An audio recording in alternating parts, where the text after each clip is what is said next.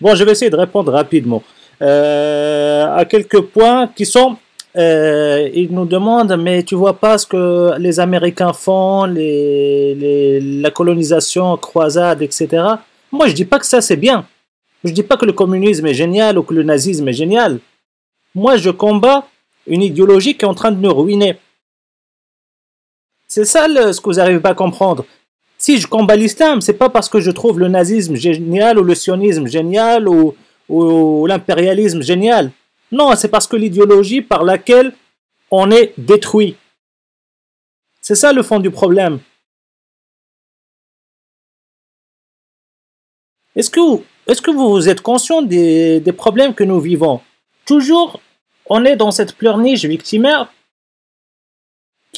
par laquelle on n'a aucune responsabilité dans cette histoire. Vous dites que Daesh était créé par les Américains. En partie, ils étaient créés parce qu'on leur a fourni de la logistique, mais idéologiquement, qu'est-ce qu'il y a dans le cerveau des milliers de djihadistes qui vont assassiner? Ils pensent à W. Bush quand ils font leur prière? Ou ils pensent à Allah et au paradis avec les vierges? Est-ce qu'ils appliquent leur texte qui dit il faut tuer les mécréants, il faut combattre ceci ou cela? Ou est-ce qu'ils pensent à, je sais pas moi, Obama? Mais les Khawarij, c'est quoi? Les Khawarij à la base, ce sont des musulmans qui ont dit à Ali tu dois prendre le pouvoir. Mais non, je ne dis pas n'importe quoi, justement parce que vous ne voulez pas lire les sources. C'est qui les Khawarij? On parle des Khawarij comme si c'était des criminels à tuer. Les Khawarij, ce sont des musulmans qui ont au final refusé l'arbitrage que Ali avait fait avec Muawiyah. Donc à un moment donné, arrêtez d'être, comment dirais-je, de mauvaise foi. Qui a tué Mohammed? Qui a empoisonné Mohammed? Qui a empoisonné Abu Bakr? Qui a tué Omar? Qui a tué Uthman ibn Affan? Qui a tué Ali? Qui a tué Al-Hassan? Qui a tué Al-Hussein? Qui a tué le fils de Omar? Ubaydallah.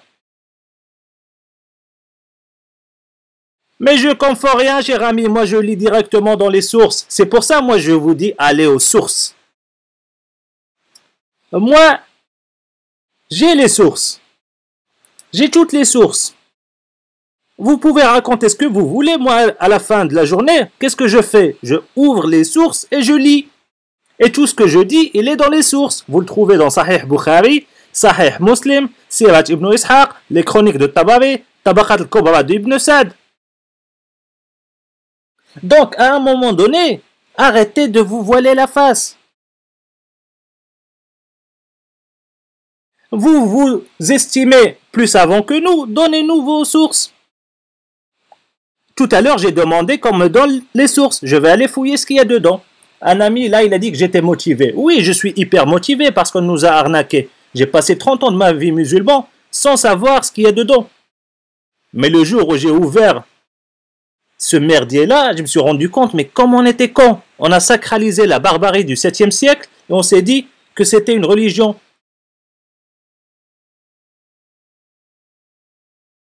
Mais est-ce que vous saviez que Allah prenait 20% de commission sur le butin de guerre?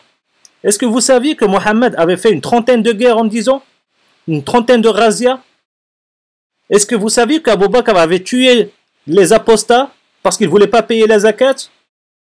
Ben oui, parce que c'est ça le fond de notre histoire et on parle de meilleurs modèles pour la société.